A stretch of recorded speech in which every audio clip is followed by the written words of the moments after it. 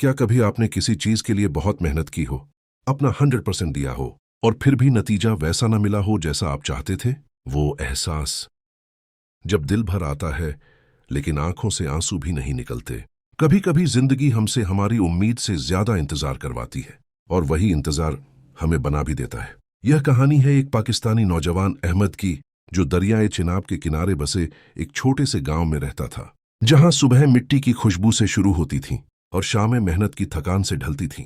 अहमद का खानदान नस्लों से मिट्टी के बर्तन बनाता आया था। उसके वालिद हाजी करीम साहब गांव के सबसे बेहतरीन कुम्हार माने जाते थे।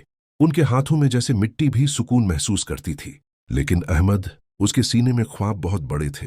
वो चाहता था कि उसके बनाए बर्तन शहर की बड़ी मार्केट में बिकें, लोग उसका नाम जानें और एक दिन कोई कहे ये अहमद का काम है। मगर एक कमी थी, वो बहुत जल्दबाज था। वो मिट्टी को शक्ल देता लेकिन उसके सूखने का इंतजार नहीं करता।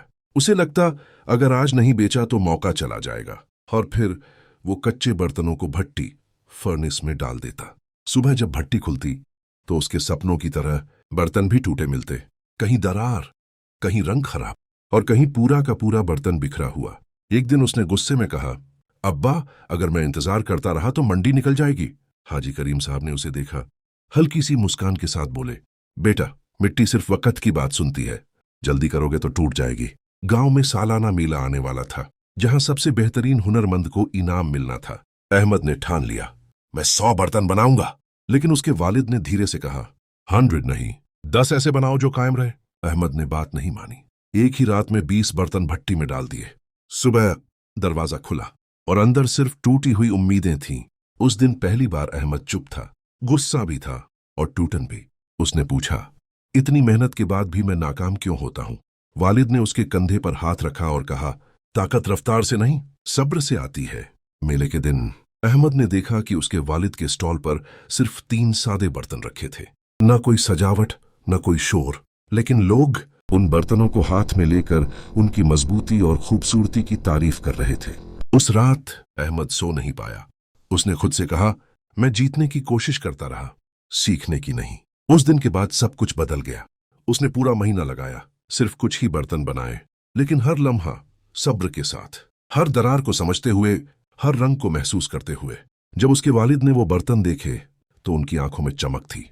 उन्होंने कहा, अब मिट्टी तुम्हारी सुनती है। अहमद मुस्कुराया और बोला, नहीं अब्बा, मैंने मिट्टी को सुनना सीख लिया है। मेले के दिन अहमद के बर्तन सबसे मजबूत और बेहतरीन साबित हुए। जब जजों ने पूछा, कितना वक्त लगा?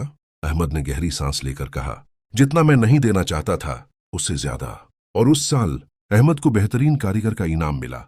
लेकिन असली जीत इनाम नहीं थी, असली जीत उसका सब्र था। कहानी का सबक, वक्त उन्हीं का साथ देता है जो इंतजार करना सीख लेते हैं।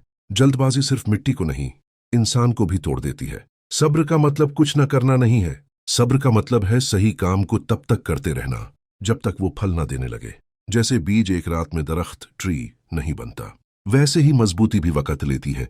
अगर आप भी मेहनत कर रहे हैं और नतीजा नहीं मिल रहा तो हिम्मत मत हारिए। सब्र कमजोरी नहीं, कंट्रोल है। सब्र इंतजार नहीं, एतमाद है।